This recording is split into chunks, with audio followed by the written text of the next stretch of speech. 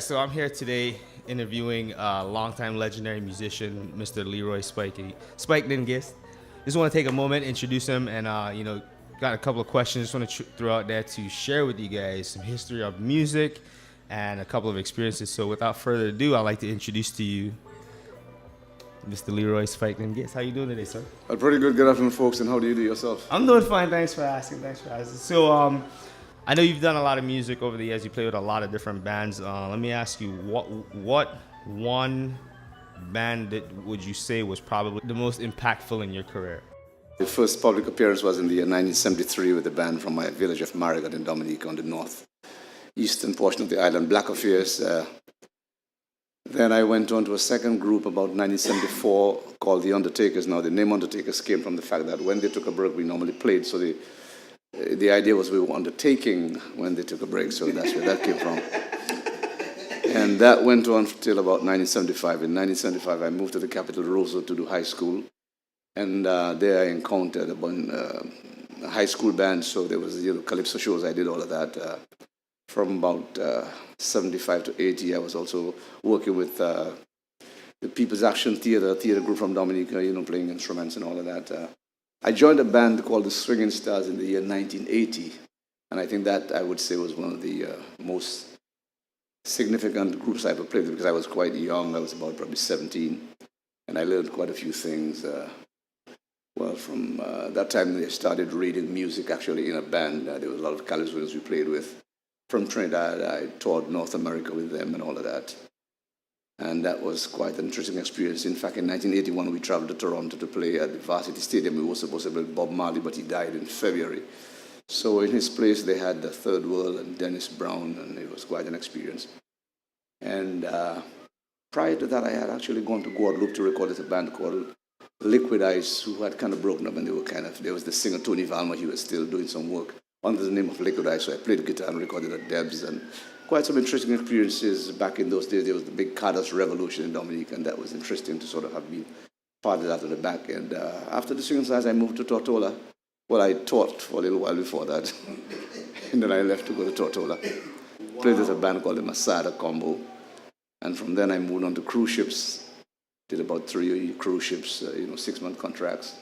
Came back to Dominica, worked for a while with government and all of that, and coming off the ship, I learned to play trombone trumpet at that time, so I became a trumpet player, trombone player. Returned to the Swinging Stars as a trombone player. Did some trumpet work with them, played keyboards and all of that. Did some singing.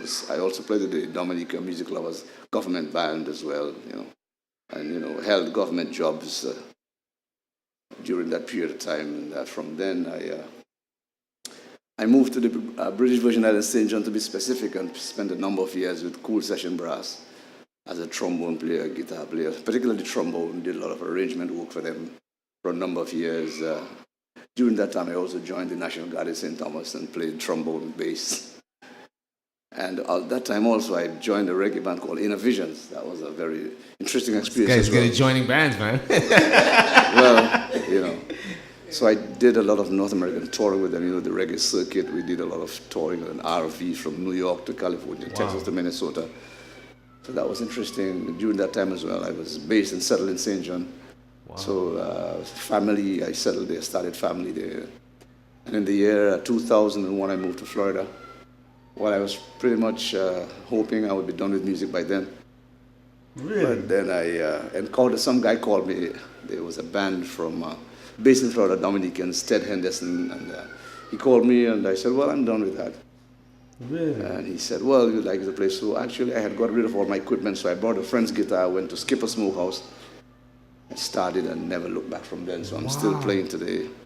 Wow, that's incredible. Thanks for sharing that. That's really impactful stuff, man. That just goes to shows, you guys that are out there, aspiring musicians, no matter where you're starting from, take every opportunity and make the most and the best of it, because, you could be here, 10, 20, 30, 40 years down the road? Well, I figure I would like to be as long as I possibly can after 45 years of playing music. 45 years of playing music. That's what I was looking for. Wow. So there's a lot of life that you can suck out of your raw talent for being a musician or just from being an artist, period. So I really just wanted for you to, get a little taste of musical experience first off, and also to inspire you to aim for the stars, you know, because there's so many different things that you could do out there, and it just starts with you taking action today. And you know, I'm pretty sure that first musical note you heard started a chain reaction that led us here today. So, and for you guys that didn't know, this guy is my creator. He made me. Yeah, this is Kawasi, my son. Yeah. So he's the reason that we're doing this today, and it's monumental for me. I'm excited about it. I am probably second generation from this guy, musician. You know, we just released our first album, my wife and I, and it's a blessing. I'm grateful that I'm able to share it with you guys. If you guys want to look down below in the description, click the link. You can click right there to subscribe.